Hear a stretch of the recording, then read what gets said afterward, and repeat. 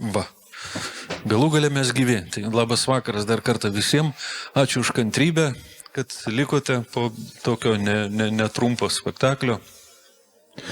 Na ką, visų pirma, tai noriu nuoširdžiai padėkoti už puikų spektaklį.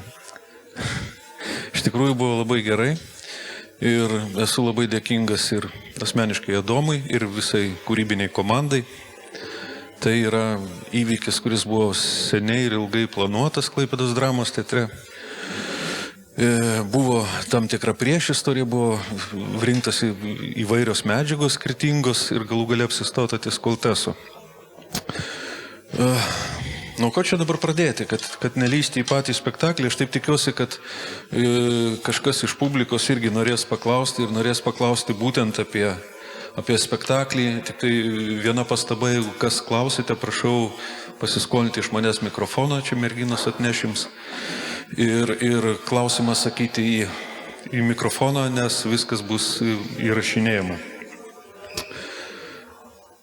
Tai va, Adomas Juška, puikus režisierius jaunas, kuris iki šiol visus savo spektaklius, jų berods buvo 5, jeigu aš neklystu, visus statė vienam teatre, valstybiniam jaunimo teatre Vilniuje, ir turėjo susikūręs tokią savo kaip ir komandą aktorių, su kuriais dažniausiai dirba, ir turbūt, kad su jais jau suprasdavo vienas kitą iš pusės žodžio. Ir jis paprastai jis nesirinkdavo dramaturgijos, bet rinkdavosi knygas, puikias knygas, geras knygas, pagal kurias kurdavo spektaklį. Ir kažkada senokai jisai yra pasakęs, kad apskritai dramaturgijos turbūt niekada gyvenime ir nesirinks, nes dramaturgija yra toks narvas, kuris jį varžo.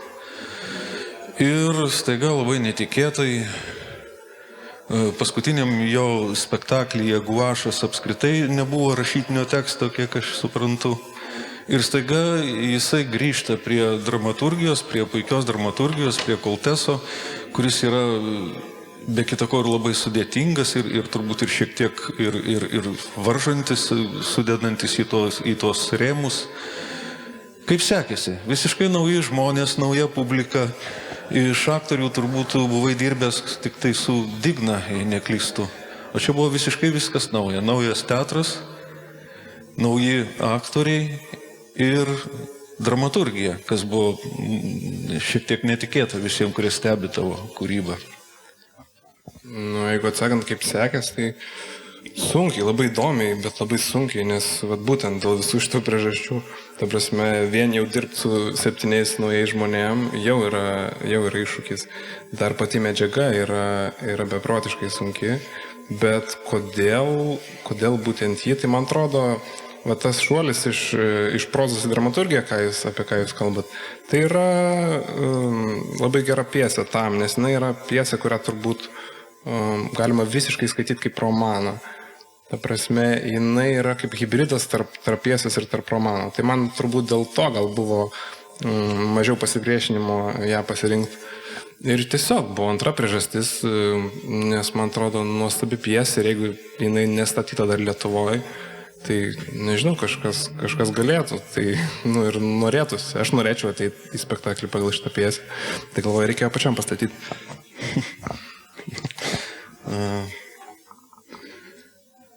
Šiaip man tai asmeniškai įdomu, kaip tu suradai, tarkim, savo buvusių spektaklių literatūrą, tas knygas, kurios iš tikrųjų yra puikios, ir jeigu stebi, ką tu iki šiol buvai pastatęs, tai tos knygos liudija tavo labai gerą skonį ir tokį skaitančio žmogaus įvaizdį. Teisingiau būtų sakyti, aš turiu draugą, kuris labai daug skaito, Andrių Bialobžeskį. Jisai man praktiškai, aš iš jo gaunu tiesiog knygas ir skaitimų, ir medžiagas, tai čia irgi neišimtis buvo. Jisai man atsiuntė, sako, tu pastatyk arba aš pastatysiu. Sakau, gerai. Ir iš tikrųjų Miego brolis tas pats, irgi buvo iš Andriaus. Tai 2 medžiagas iš... Ir Cervantes ir Borgesą? Cervantes ir Borgesą jau ir be Andriaus žinojau, kaip ir nereikėjo, kad padėtų. Bet grinai, kai ieškodavau medžiagas, tai Tai kreipdavausi į, sakau, duok man knygų, duok knygų. Ir šiaip, jeigu reikia net ne medžiagos, o tiesiog knygos skaitimui, tai kreipiausi pas jį. Nesveikai daug skaitantis žmogus, iš tikrųjų. Jo. Man kažkaip teko laimės irgi jį pažinoti, beje, tik tai kitokiom keistom aplinkybėm. Aš su juo tarnavau Sovietų armijai. Mes su juo praleidom 2 metus, kurie irgi buvo labai įdomus. Aš iki šiol jį prisimenu kaip labai įdomų ir šaunų žmogų. Grįžkim truputėlį giliau, gal į pačią pradžią. Kaip apskritai tavo gyvenime atsirado teatras? Ar tu kažkaip trenkė žaibas, tu pamatei kažkokį spektaklį ir supratai, kad be teatro tu nebegali gyventi ir kad tu būsi jame? Ar tai buvo kažkoks nuoseklus ėjimas? Kokia apskritai buvo tavo pati pradžių pradžia? Tai absoliutus atsitiktinumas. Nieko, ta prasme, ne vienas iš tų variantų nebuvo. Tikrai nebuvo staigaus smūgio ir nebuvo jokio tolygaus ėjimo link to. Aš kažkaip, nežinau, man neįdomu buvo kiti dalykai mokykloje, tada pradėjau šitą kiną, galvojau, kad kino režisierius būsiu. Šitas buvo tikslingiau, nes filmus žiūrėdavau bent jau. Teatrą aš neįdavau, teatras man visiškai nepatiko, kai atsivesdavo, kai būdavo su mokykla išvykos, į kokius spektaklius, tai, nepatikdavo man, aš nelabai suprasdavau, kam į tą teatrą žmonės eina. Ne, tikrai, ne bairis. Ir tada, kaip čia labai asmeninė istorija, negaliu pasakoti iš tikrųjų, bet, žodžiu, įsimylėjau ir tada tai merginai patiko teatras ir taip gavos, ta prasme, visiškai taip gavos. Tiesiog tada, aišku, nebuvo, kad stočiau jau, kaip pasakyti, vis dar nemėgdamas teatro. Tada aš tiesiog mane atvedė gal į geresnius spektaklius ir paaiškino šiaip, kame čia vairis, kaip čia tas teatras veikia. Nes su teatru yra, šiaip aš pastebėjau, žiauriai sunku pradėti teatrą eiti, kaip aš buvau 14 metais koks. Pradėjau žiūrėti tos filmus visus, nueinu kokį ten IMDb ar ten, kažką internete surandi, kokie geriausi filmai, įrašai Google, tau išmes. Ir rašyk dabar, kokie geriausi spektakliai, kas tau pasakys, kažkokios tokių platformų kaip ir nėra. Jeigu yra, tai reikia labai smarkiai ieškoti turbūt. Jo, bet tokių prieinamesnių, 14-mečių, jis tikrai neskaitys recenzijų manufaktūrai, čia 100%. Tai reikia kažkokių pažįstamų, dažniausiai reikia per pažįstamus, kurie daugiau lankos, bet šiaip tai yra visiškai, man atrodo, tokia sritis, kur sunku į ją pradėti gal eiti, nes iš šono atrodo labai oldschooliškai, labai juokingai. Man taip atrodo, aš atsimenu 11 klasėje. Dabar irgi taip pat atrodo? Ne, nebūtinai kartais, bet gali būti ir kitaip. Aš tą gal supratau jau, kai 12 klasėje pradėjo mane vedžioti į teatrą, tada aš tą ir supratau. Ar aš klystu, ar tu kažkada esi jaunystėje domėjusi matematiką? Nesidomėjau, man tiesiog gerai sekėsi. Gerai sekėsi.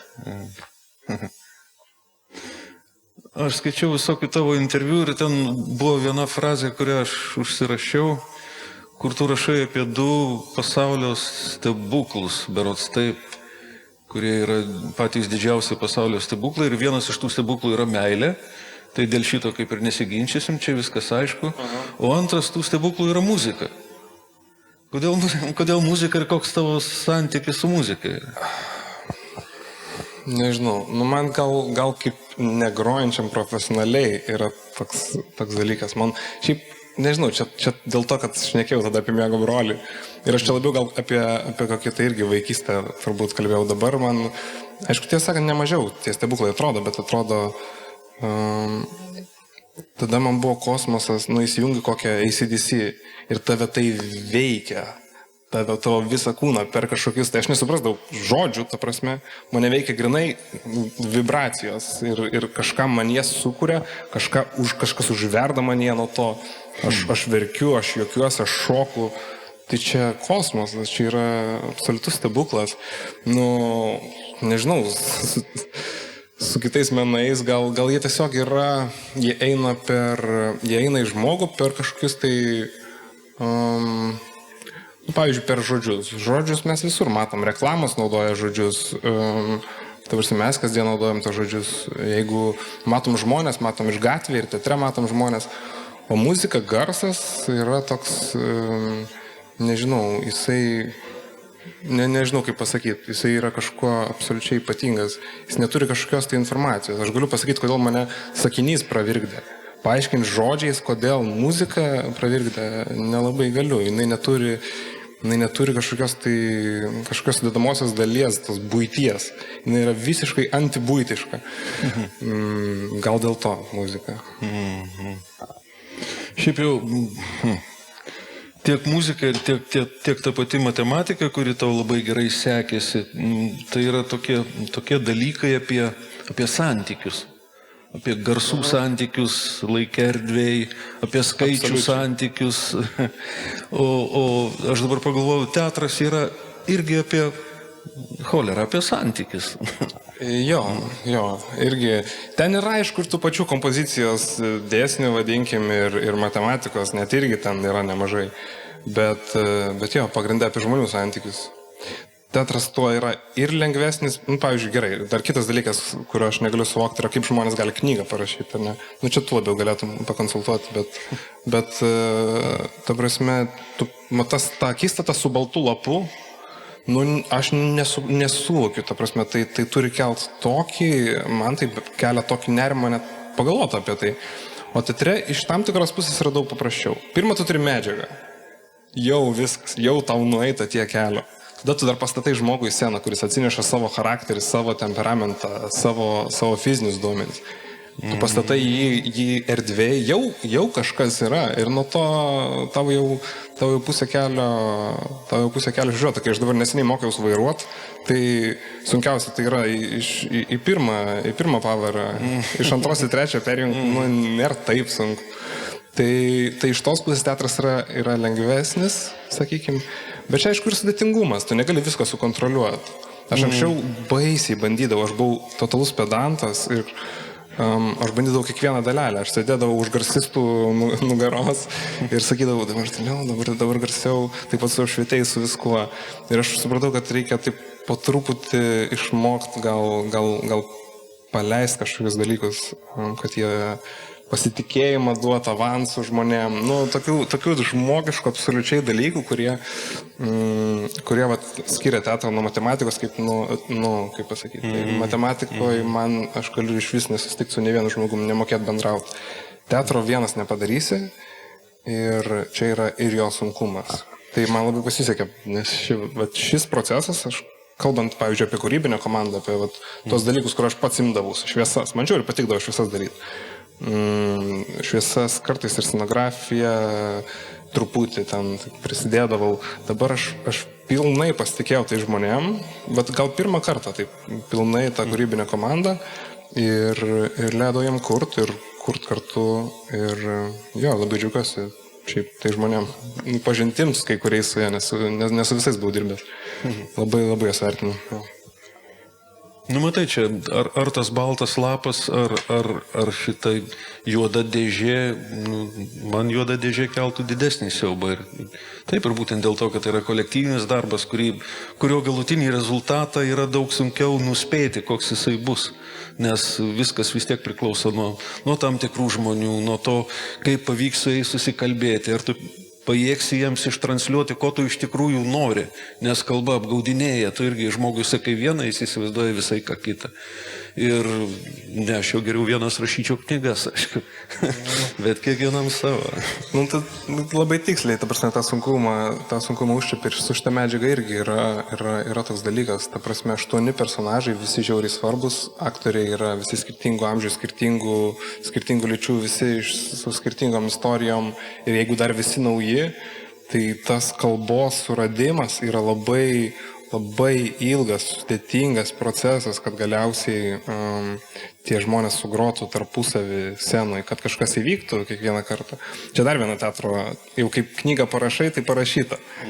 Spektaklį kiekvieną kartą iš naujo sukurt tie žmonės turės, o tu kaip treneris tik sėdėsi kažkur gale ir sirksi už juos ir viskas, ką, nebent per pertrauką tarp veiksmų ateisi kažką pasakysi. Nereiks iš viršaus. Tai tas paleidimas, kontrolės, tai jo, sudėtinga man labai. Jo, ir ta pjesė iš tikrųjų yra sudėtinga, 8 personažai, kurie yra praktiškai lygiaverčiai, čia pagrindinio aš nelabai ir suraščiau turbūt. Čia tokia pirminė jo idėja buvo. Jam tas tikrai nepavyko, jeigu taip, grubiai kalbant, tarp mūsų, negalima sakyti tarp mūsų, bet čia buvo pirminė idėja, kurios nebūtinai, jis niekada nesakė po to jau parašęs, kad man tai pavyko padaryti ir aš sukūriau pjesę, kurioje 8 lygiaverčiai, bet tai buvo atspirties taškas, tai tas labai svarbu, čia nėra pagrindinio, tiesiog vieniem gal kliuvo mažiau dėmesio, kitiem daugiau. Įdomu, iš tų visų 8 personažų man vis tiek pats mįslingiausias, toks, kurio motivacijos aš mažiausiai suprantu, tai yra Morisas. Jisai viena vertus yra lyg tai paprastas kažkoks ten makleris, kuris visą gyvenimą praleidęs ten su pinigais tarp pinigų ir biržose ir taip toliau. Ir jisai pagal visą savo natūrą jisai turėtų būti toks senas šuleris. Bet jisai staiga praranda tuos kažkokius ten vienuolių pinigus ir išaiškėja, kad jį graužia sąžinė, taip išeina. Čia interpretacijos klausimas, bet aš tai su tokia interpretacija nesutikčiau. Žmogus turi problemų su atmintim. Tai jam tiesiog Alzheimeris. Jisai jo klausė, ar Morisai, kur jūs padėjot 7 milijonus, žmogus sako, neatsimenu. Ir jam suvokti tą, kad aš prarandu atmintį, aš nebegaliu prisiminti net tokių dalykų, tas jį skatina, veda į savižudybę. Ir čia Kolteso toks yra, aišku, žiaurus humoras, kad jisai šoka į tą vandenį, jį ištraukia, jisai susilaužo koją, atsijungia, grubiai kalbant, ir pabunda po 10 valandų ir pamiršta, kad jis norėjo žudytis. Ir jam be galo keista, kodėl iš čia jam viskas skauda, jis nori namo. Jo, ir čia dar vienas eilinis šitos pjesės sunkumas. Tai yra taip subtiliai parašyta, šitą reikia atsakinėti, net skaitant. Šitą reikia atsakinėti, krapštyti, o taip, kad pirmą kartą papasakojus per spektaklį, kad tas persiskaitytų, mes dar dudėjom net teksto, tiesą sakant, nuo vakar. Mes prirašėm vieną sakinį, aš nežinau, ar galiu sakyti, nes gal čia copyright, gal geriau nesakyti. Bet Koltesas tą padaręs baisiai subtiliai. Pirmos 4 scenos yra su Kochu, tada jis visą laiką yra išsijungęs, jisai guli kažkur ir pabunda ir sako, man skauda. Ir mes galim atsekti iš lėto, tik kai jis pradeda kalbėti apie laikrodį, dėl to, kad jis laikrodį atidavė. Jisai laikrodį pasiūlė kaip darybose, kad jį praleistų iki to kranto, kuris galėtų iššokti. Padėkit man pereiti šitą angarą, imkit mano Rolexą. Man sunku su atsveikinti, bet imkit. Ir kai jis atsibunda, jisai nesupranta, atsiprašau, jisai žiūri savo ranką, man laikrodis, man jis buvo brangus, padėkit man jį surasti. Iš tokių dalykų, iš tokių detalių, skaitydamas porą kartų gali atsekti kažkas, bet tai mes dadėjom sakinį apie tai, kad kur aš esu. Nes pradžioje jo klausimai yra, Morisai, ko jūs čia ieškot, kur jūs dabar norit, kokią skylę įkristi. Jis sako, aš labai tiksliai žinau, kur esu. Tai mes norėjom bent šitą parodyti, nes kaip vakar, pavyzdžiui, buvo be to sakinio, man atrodo, beveik neįmanoma perskaityti istoriją žmogus. Ir jisai turi savo paslapčių, bet klausimas vėl tada kyla, kiek tų paslapčių mes turim laikyti paslaptimis nuo žiūrovo, o kiek žmogus visgi turi perprast. Tai jo, šiaip šitie personažai, dar kas yra sunku, jie meluoja, jie pusę laiko meluoja, kalbėdami. Ir kartais labai aišku, kur meluoja, kur nemeluoja žmogus. Bet kartais net skaitant, tu nesupranti, ar čia manipuliuoja, ar jis nuoširdžiai kalba. Ir Koltesas nenori, kad mes suprastume iki galo. Yra jo po pjesės, aš tai laikau pjesės dalim. Baigėsi pjesė, Abadas nušauna Šarlį ir tada yra prierašas norint režisuoti Vakarų krantinę. Kokie 3 puslapiai.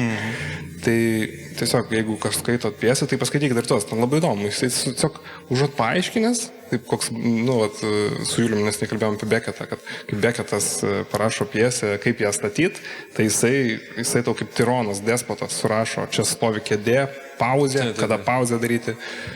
O Koltesas tik tais atrodo, šiek tiek provokuoja. Provokuoja ir labai nieko neaiškindamas, tik tai užvesdamas ant kelio, sakydamas, kad reiktų visą kalbėjimą laikyti iš anksto ironiškų, bet nuėjimą iš kairės scenos į dešinę reiktų laikyti svarbių dalykų. nu, vat, tokios ir panašios provokacijos. Aišku, ta prasme, jeigu taip religiškai pasižiūrėti ir priimti šitą kaip tokią aksiomą statant, tai mes to nusprendėm nedaryti. Čia jau yra tokių pastatymų, sumatęs įrašų, kur tas ir dar vienas Kolteso pasiūlymas - berti tekstą taip, kaip vaikas, kuris labai nori į tualetą. Išberti visą tekstą, jo, ir tada jau bėg daryti tai, ko nori. Nes iš tikrųjų dar, jeigu taip vardinant pjesės sunkumus, nes aš manau tas įdomu, nežinau, man tai įdomiau apie konkrečius dalykus, bet šitą šnekėt. Jinai parašyta kaip viena veiksmė pjesė, bet jinai baisiai ilga. Tos pastabos jos įdomiau yra skaityti jas, negu jų laikytis. Žinoma. Kaip vaikai, kurie nori į tualetą berinti žirnius, žavu, bet jeigu tu tai įgyvendinsi iš tikrųjų... Bet yra tokių įgyvendintų pjesų, jos trunka maždaug, jos yra vieno veiksmo, nes šiaip pjesės struktūra yra viena veiksmė. Tiesiog tiek daug tekstų, kad arba skaldai du, arba jau laikais šito tikrai griežtai, kad reikia berti tekstą. Sako, aktoriai visada per lėtai, jie linkia pasverti žodžius, suteikti jiem prasme. Jeigu nesuteiksi prasme, tai iš vis kas tada bus, ta prasme, kaip spektaklis. Bet jisai puola teatrą, čia yra Kolteso tokia, jisai nemėgo teatro. Jisai specialiai rašydavo prieš teatrą. Jo pirma pjesė yra be veikėjų, be veiksmo, yra tiesiog monologas. Neaišku kas, neaišku kam, be sakinių. Jisai prasideda vidurį sakinio ir baigėsi vidurį sakinio. Tai jisai puola tą tokį, vadinkim, nusistovėjusią tvarką kažkokią tai teatro. Ir tas įdomu yra priimti tokius kaip iššūkius jo. Tai šitą pjesę irgi iššūkis. Tai yra tie 8 lygiaverčiai personažai. Tai irgi lygiai toks pat puolimas. Jisai mato,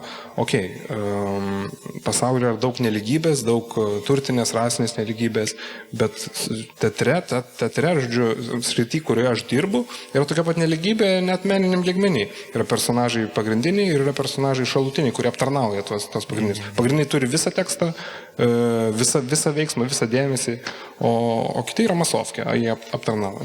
Masovkė čia žargonas, bet masuotė. Jie reiškia aptarnauja tos pagrindinius.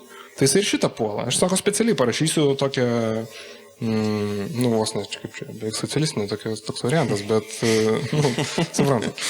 Nežinau, vėl, aš kai skaičiau pjesę ir paskui kai žiūrėjau, man kelis kartus dingtelėjo tokia keista nuojauta, kad, nerūpi Koltesui ir ta socialinė nelygybė, jam rūpi kažkokie visai kiti egzistenciniai dalykai.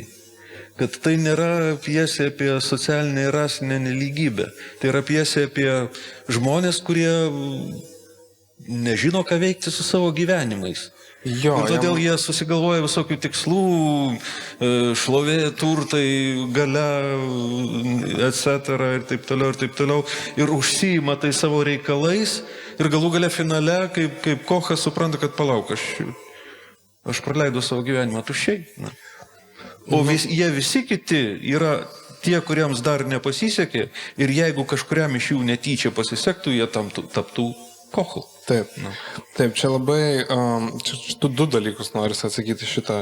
Pirmas tai apie kad jam nerūpi socialinė nelygybė, ta prasme, iš meninės pusės, iš dalies. Aš sakyčiau, tai vis tiek, tai yra apie konkrečius žmonės, taip, bet jie gyvena tokiam pasaulyje, kuris yra pilnas nelygybės ir jis juos labai, ta nelygybė, vadinkim, juos labai smarkiai įtakoja. Ta galima, aišku, iš beveik visų personažų, iš Cecilės, iš Šarlio personažo, jos tai veikia, jie nori išsiveršti, jie nori keisti tą. Bet antras labai įdomus punktas, ką jūs paminėjote apie Kochą. Kas būtų Šarliui, jeigu jis visgi... Nes Šarliui tas ir atsitinka. Tarsi Šarlis nori, jo svajonė yra būti Kochu. Jisai jo ir tampa. Jisai gauna jo švarką, gauna jo batą ir gauna kulką ten pat, kur Kochas gavo. Ir netgi yra tokia ne visiškai tiesmuka, bet yra tokia keista užuomina. Kochas labai gerai pažįsta šitą rajoną. Jo, kažkada jį pažinojo. Jis arba gimęs ten, arba jisai prisidėjo, kad šitas rajonas sunyktų, bet žodžiu, jisai yra buvęs Šarliu. Galbūt. Šito Koltesas vienas iš dalykų, kur jis tikrai norėtų, kad mes laikytume paslapty. Ir ta prasme, Kochas turi tokių klausimų, kur mes niekada neatsakysim, kaip ir daugelis personažų. Bet čia yra įdomus punktas apie tai, kad apie norus. Pavyzdžiui, Šarlis dega tais norais. Jį kaitina iš vidaus ir jisai yra, apsėstas, galima čia daug žodžių sakyti, bet jisai viską padarys dėl savo tikslo, dėl savo šitų norų. Bet tokie vienintelis, kuris realiai įvyksta tikras susikalbėjimas tarp personažų, tai yra tarp Kocho ir Abado. Tarp tų, kurie yra toliausiai šiaip vienas nuo kito. Tarp žmogaus, kuris turi viską ir tarp žmogaus, kuris neturi visiškai nieko. Ir tarp jų įvyksta susišnekėjimas. Dėl ko? Dėl to, kad Kochą gali apvalyti tik mirtis. Tik tais mirtis. Dėl to man toj scenai buvo tiesiog svarbu parodyti du žmonės, kurie yra niekuo nepanašus vieną į kitą, tarp jų stovinčią sieną ir tai, kad susikalbėjimas tarp jų įvyksta per apsivalymą Kocho, per norą mirti, per atsisakymą tų. Ir vienintelis čia yra susikalbėjimas visoje pjesėje. Į galvą ar į krūtinę. Į krūtinę. Ir tas įvyksta iš empatijos. Iš pradžių scenos pradžioje Kochas bando derėti, jis jį bando įbauginti. Jūs sako, mes jeigu grįžtume namo, mes nueisim į policiją ir mes jūs įduosim. Vėliau jis bando iššaukti jam neapykantą. Jūs manęs nekenčiat, aš jūs įžeidžiu, nužudykit mane, atkeršykit. Abadas sako ne. Vienintelis, kada Abadas tinka, kai Kochas sako, padėkit man. Aš pasiligojęs.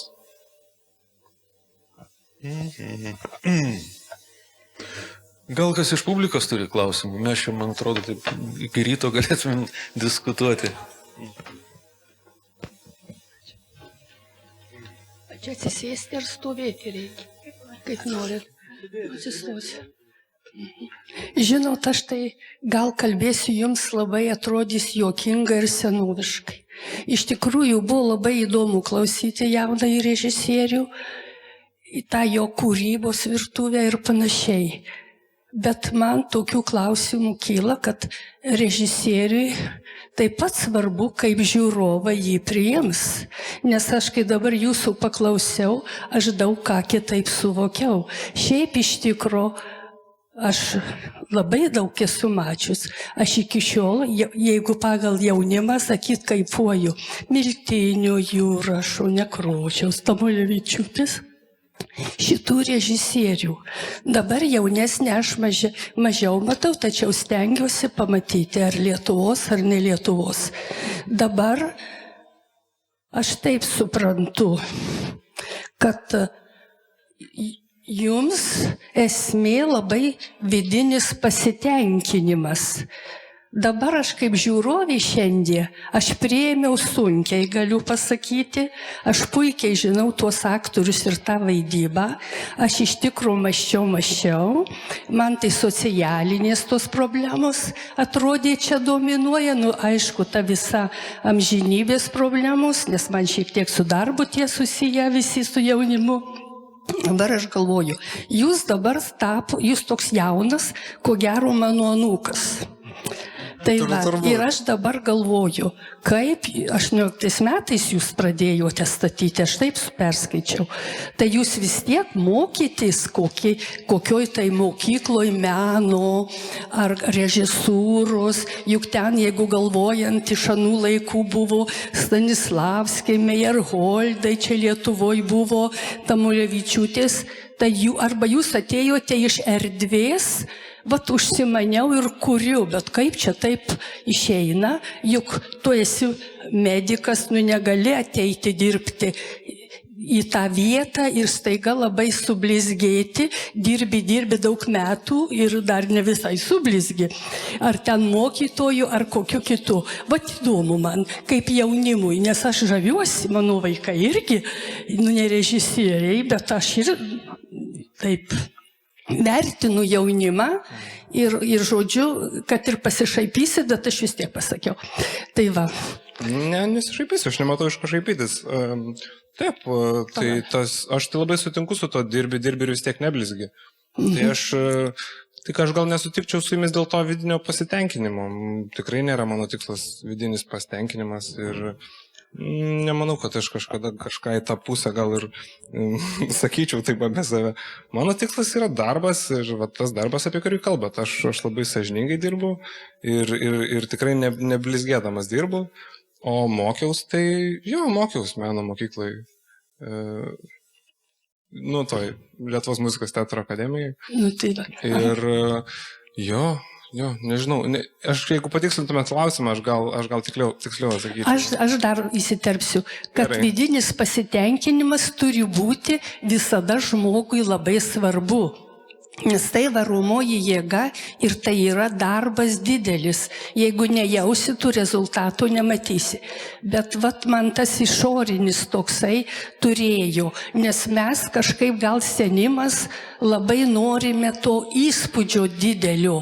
Mąstymo gal mes sunkiau įnešam, bet gal mąstom ir mums labai gerai tas viskas gaunasi, nes jeigu vyksti į spektaklį, reiškia, tu žinai, kad tu nori pamatyti, kas dabar vyksta ir kaip mąstoma.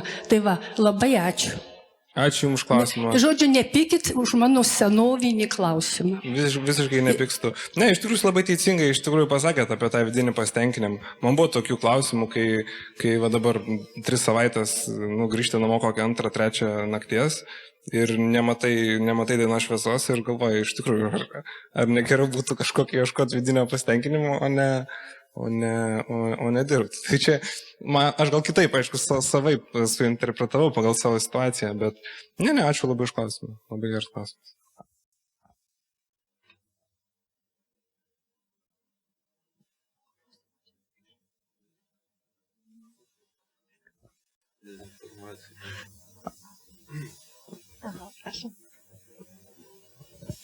Šiaip tai labai patiko, komplimentai jums, tikrai tokie geri įspūdžiai. Ir toksai techninis klausimas, sakėt, patinka ir ten tas šviesas pačiam pačiupinėti, ir muzika, ir dar kažką. Ir ta scena tikrai labai tokia trimatė buvo. Ir kaip pačiam režisieriui ten sėdint ir ten 5-oje eilėje ir 10-oje ir balkonė pačiam viršui.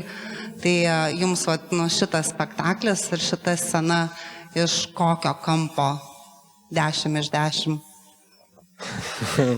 Labai skirtingi kampai tie yra. Yra iš esmės 2. Mes sutarėm, kad neparduosim viršutinius, nes ten jau kampas yra per didelis ir matosi jau tai net ko neturėtų matyti. Bet iš esmės labai įdomu, kad žiūrėti iš balkono ir iš parterio yra visiškai kitokia patirtis. Ta erdvė atrodo absoliučiai skirtingai. Kai atvažiuoja, pavyzdžiui, ta galinė siena juoda į priekį, kai žiūri iš parterio, tai yra absoliutus susispaudimas. Ta prasme, atrodo, tie žmonės stovi ir už jų visiškai nieko nėra, bet kai tu esi iš viršaus, tu matai juos tokiam mastelėje. Ir šiaip tas vertinimas toks kitoks, net šiaip labai, man vienas įdomiausių Grotowskis yra, kuris analizavo, kaip reiškia žiūrovo padėtis santykėje su aktorium, veikia tai, kaip tu interpretuoji tą veiksmą. Tai, nežinau, man gal pirmą kartą ant tiek skirtingai atrodo ta erdvė, mano spektaklio, ta prasme, erdvė iš balkono ir iš parterio, bet nežinau, kurią pasirinkčiau. Nežinau, jos abi, ta prasme, iš parterio, aišku, labiau matos visas tas vanduo, visi raštai, kuriuos reiškia jisai kūrė. Bet iš parterio tai aktoriai geriau matosi, jeigu taip paprastai. Nežinau, iš tikrųjų, čia dėl tos erdvės, tai man irgi patinka labai ta erdvė. Čia komplimentai Laurinai, ne man yra tikrai, čia aš labai džiaugiuosi jos darbą. Labai.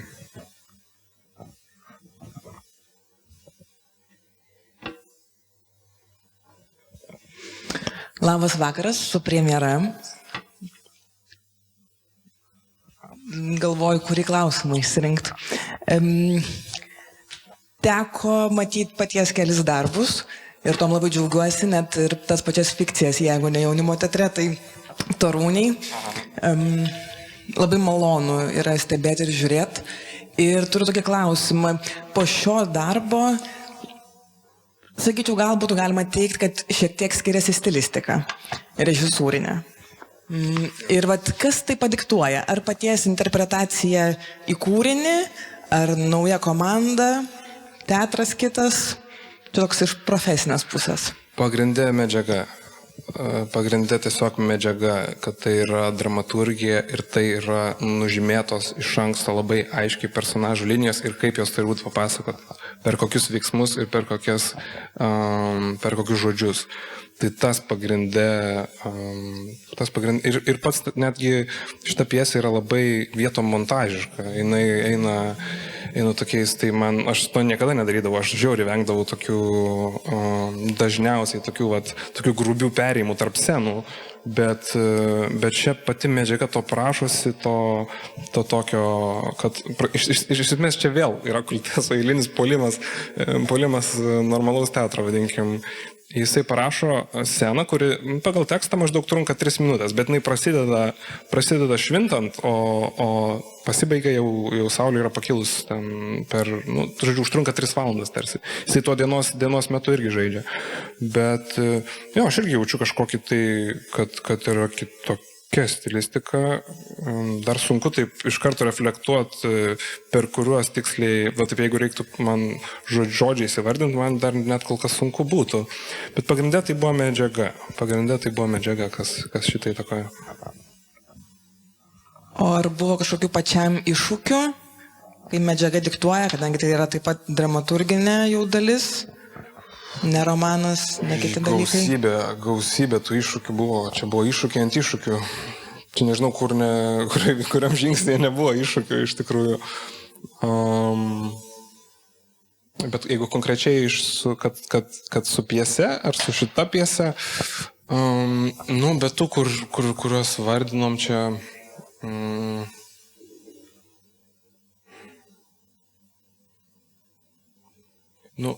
Galima dar net apie kitus personažus pakalbėti. Ta prasme, jie visi turi savo sunkumų.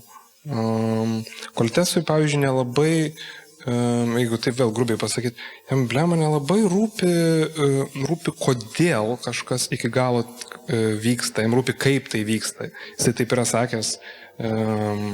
Ir tas kartais pasijaučia. Jisai parašo personažą taip, kad tame yra nuostabi kažkokia poezija, bet kaip, pavyzdžiui, Klerė.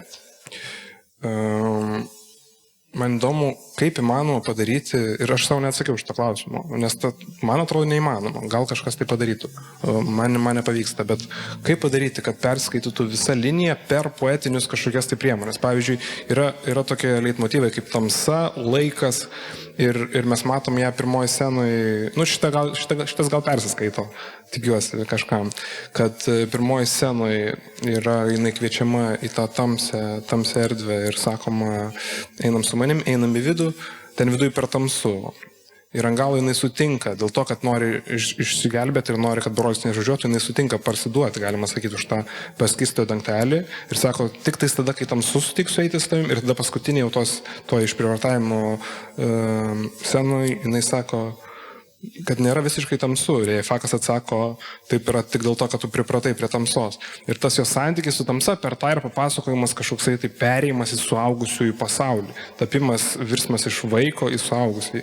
Tai tas yra, bet pavyzdžiui, dar yra tokių subtilesnių dalykų, kur susitinka jinai su Šarliu ir sako savo broliu ir sako... Ar tiesiog, kad tu išvažiuosi, nereikalauji šio atsakymo, ar tiesiog, kad tu išvažiuosi tavo mašina neatsisveikinęs.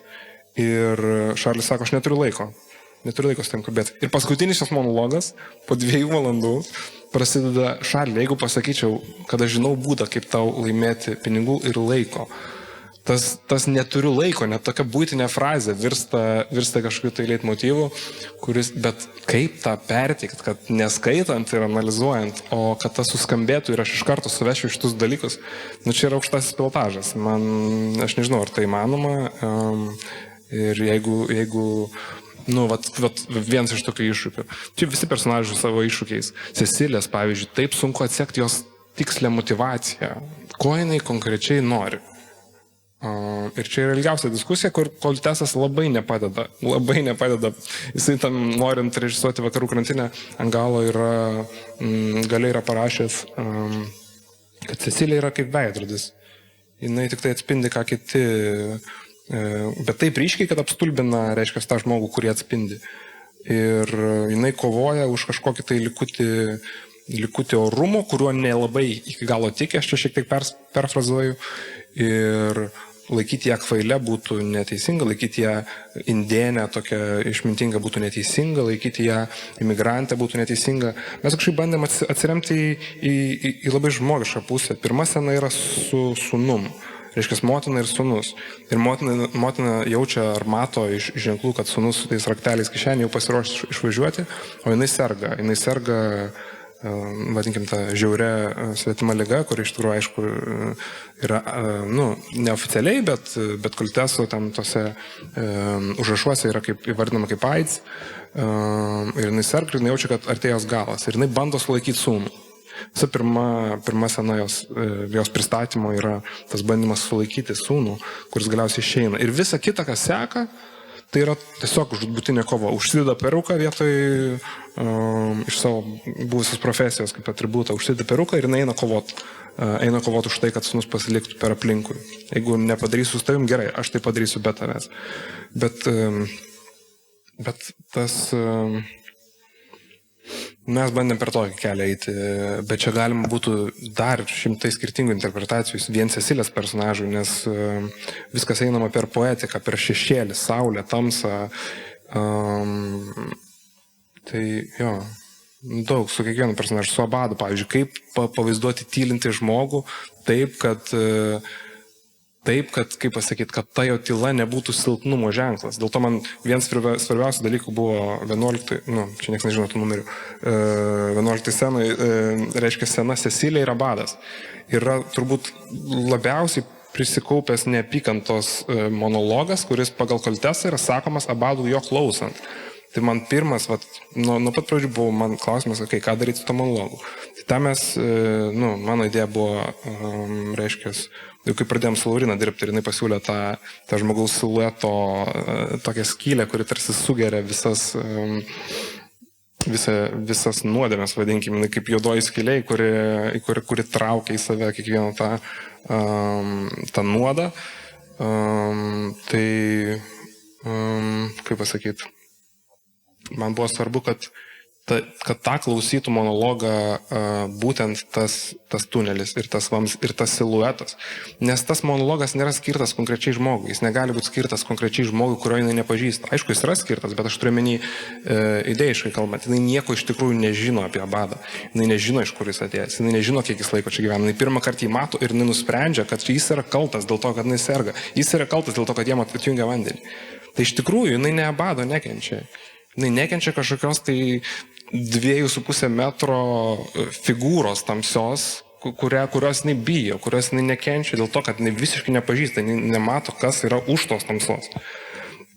Dar pagal idėją, iš tikrųjų, dar turėjo būti projekcijai gulintis kažkur atsijungęs Kochas, nes tas tekstas, čia jūs išsiurbėt vandenį mums iš čiaupų ir nieko mums nepalikot. Tai kuris čia iš tikrųjų išsiurbė? Ar tas, reiškia, pabėgėlis visiškai be dokumentų ir be vardo, ar šitas žmogus, kur, nežinau, kur 7 milijonai, gal 100 frankų, 600 frankų ten. Tai yra žiaurus, koltesiškas humoras. Šitas visiškas turtuolis atvažiuoja pas Vališkus ir sako, kam visi man grūda tos pinigus, palikit mane ramybės, tai skundžiasi, kaip jam sunku, nes jam visi duoda pinigus. Tai aš norėjau tiesiog parodyti, reiškia, ją atkreipiančią savo neapykantą ir pyktį neproduktyviai, visiškai ne ten. Ir tada tiesiog nesižiūrėjo estetiškai tą projekciją ten. Bet ta idėja apie kitą liko. Tai su Abadu, nes man tai atrodo. Taigi čia mano arkliukas, man labiausiai ir patinka be tekstų kažkokios tai scenos. Ir tu supranti, kad veiksmas irgi gali uždėti kažkokį tai rėmelį. Sėdi klausosi muzikos. Jau tai yra, man atrodo, Abadas labiau yra veidrodis negu Cecilija, man asmeniškai.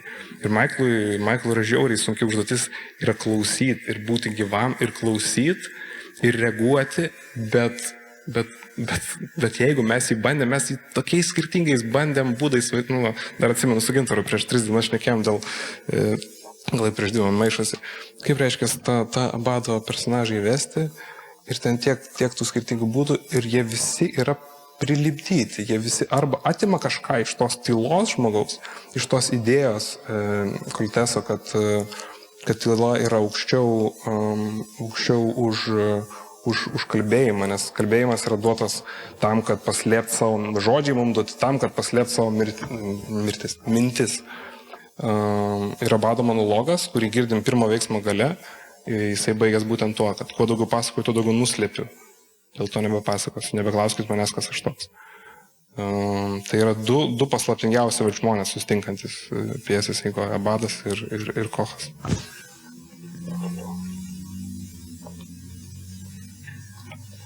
Nežinau, ar atsakiau iš klausimą, bet bandžiau. Aš dar noriu paklausti, ar būtų teisinga galvoti, kad ta dukra nužudo motiną?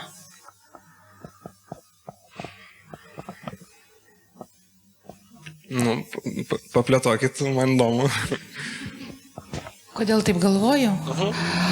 Tai aš suprantu, kad jinai serga ta liga, kuri neleidžia jai pajudėti. Ir, kaip jūs ir pasakėte, AIDS, Koltesas juk irgi mirė nuo AIDS. Tai čia, bet jinai yra tiesiog suparaližuota ir gali tik tai ta galva jos judėti. Ir ją tiesiog, kaip meilėje yra, nužudo su pagalve savo mylimąją žmoną. Taip man toks jausmas, kai užkloja su ta paklodė, kad tai yra tiesiog uždusinimas žmogaus. Va čia vienas iš klausimų, kuriuos aš, į kuriuos atsakinėti iki galo nėra galima. Mano tikslas, statant scenas, yra sukurti tokį vaizdinį, kurio interpretacijos būtų kelios, bet jos visos galimai teisingos. Ta prasme, jeigu jums, man atrodo, spektaklis yra kažkoks išgyvenimas. Jeigu jums taip pasirodė, taip susišūkė, man atrodo šiaip. Kažkaip kartais žmonės, aš pastebėjau, kartais žmonės, ne visi, aišku, ačiū Dievui, bet kartais žmonės bijo interpretuoti, nes galvo, o ką čia režisierius turėjo omeny. Jeigu visiškai neaišku, tai tada ta atmetimo reakcija kartais žmonės priima kaip, gal aš čia nesuprantu kažko, gal. Ne, jeigu atmetimo reakcija, tai visiškai teisingai. Kažkas nepavyko, reiškia, tą dieną spektakliui iššaukti jumise. Bet būtent man norisi kurti tokius spektaklius, kur ateinu ir aš šifruoju pats pagal savo patirtis, pagal tai, kaip tą dieną. Nes čia, pavyzdžiui, aš net neklausiu Dignos, ką jinai galvoja uždengdama motiną. Ar jinai jau uždengė dėl to, kad jai sunku matyti, kaip motina kankinas, ar dėl to, kad jinai nebegali klausyti. Aš noriu tokius momentus, čia gal specifinis labai dalykas, bet aš noriu tokius momentus palikti kažkokioj net paslapty tarp manęs ir Dignos. Aš noriu, ir čia irgi Koltesui tas tinka, nes Koltesas apskritai, jisai mano, kad prasmė slypi, kaip pasakyti, ne neaiškume, bet obscurity, kaip yra, prasmė slypi kaip patamsiuose tokiuose šešėliuose labiau negu aiškiai šviestoj dienos šviesoj. Tai nežinau, ar iki galo atsakiau, iš tikrųjų, taip gal ne iki galo aiškiai, bet... Jo, aš tik tai dėl to ir rūpi tos mergaitės, kažkaip man jinai labai patiko ir visas... Viskas. Ir paskui taip vedi ir paskui pabaigoj, jos tas monologas, ar ne? Ir man kažkoks tarpas gaunasi, dėl ko ir tas klausimas iškilo, nes man kažkoks per didelis tarpas tarp monologo būsenos, ne tai, ką jinai sako, kad ten, bet tarp jos energetikos tarpas ir tarp to, kas įvyksta prieš tai su motina. Ir aš tada truputį pasimečiau. Tai todėl man iškilo iš pabaigos, iškilo tas klausimas. Jo, čia yra labai vienas irgi iš Kolteso, reiškia, parašytų dalykų, kurios nėra lengva motyvuoti. Mes matom Klerės istoriją ir iki išprievartavimo viskas yra daugiau mažiau galima atsekti gana paprastai tas motyvacijas. Nenori, kad brolis išvažiuotų, nes jinai per maža ir nenori, kad paliktų ją vieną rūpintis motiną sergančią. Tada brolis ją parduoda, jinai bandydama jį išgelbėti ir po to ir pati irgi save parduoda fakusus, duoda jam tokį, tai nėra tikras sutikimas, ta prasme, kaip koersija lietuviškai, koersija, nežinau. Ta prasme, jinai yra priverčiamas pasakyti taip, ir tada jinai yra galima sakyti, išprievartavime, jie vis tiek yra 14 metų. Ir tada jinai pradeda šukuoti Moniką. Čia dar, man atrodo, tokios aiškesnės interpretacijos. Vis tiek tai yra kažkoksai tai, ar tai bandymas pabėgti nuo savo, padėti kitam žmogui, kad negalvotų apie savo būseną, ar tai yra kaip tik tokia patirtis, kuri suartina žmonės, ta trauminė, kuri iššaukia empatiją kitam žmogui. Nes iki tol jinai purto tą Moniką visą laiką. Čia pirmas kartas, kur jinai rodo kažkokį tai švelnumą. Ir sako, Monikai, nebėkit.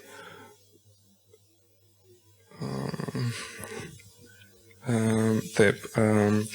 Bet tada su motina. Motinai sako, pakvies brolį. Sako, aš nebenoriu turėti brolio. Ar atrodo labai aišku, kodėl jinai taip sako. Ir tada vienintelis turbūt, kas pakeičia tą energetiką, tai yra motinos mirtis. Tai yra, jinai iš tikrųjų, kai sako, jeigu aš pasakyčiau, kad aš galiu tave mylėti, taip kaip niekas kitas, jinai nesako, aš tave myliu. Čia man yra vienintelis paaiškinimas. Jinai nesako, aš tave myliu, Šarli, būk su manim. Jinai gelbės. Jinai paprasčiausiai gelbės nuo to tvano. Nes motinos mirtis, Monikos išėjimas, jinai lieka viena su Rodolfu, su Cecilės vyru. Ir jinai turi iš esmės kažką tose žiauriose dėrybose pasiūlyti. Ir jinai siūlo viską ir to neužtenka.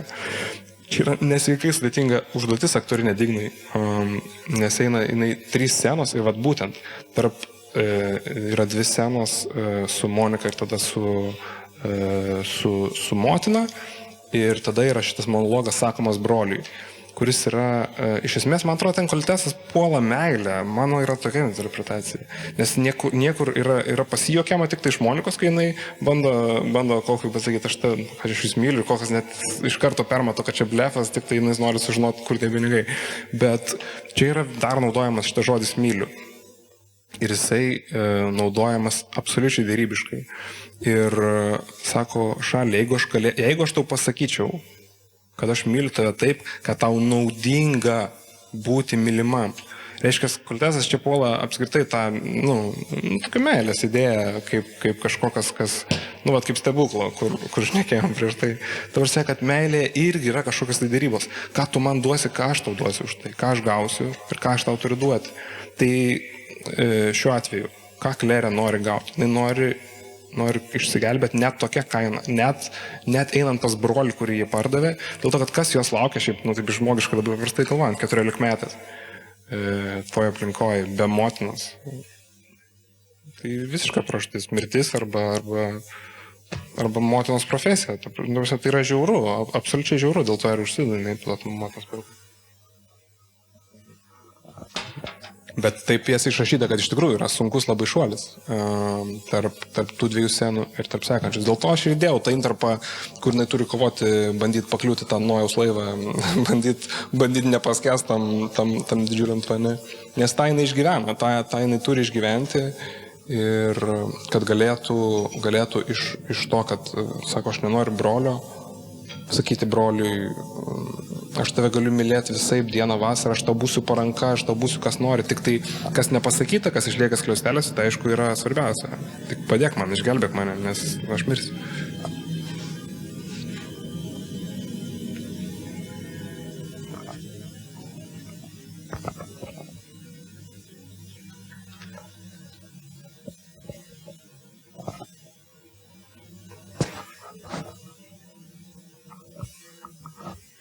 Na ką, tai klausimų, jeigu nėra, nebekankinsim daugiau. Ačiū. Jau atidirbote visom 8.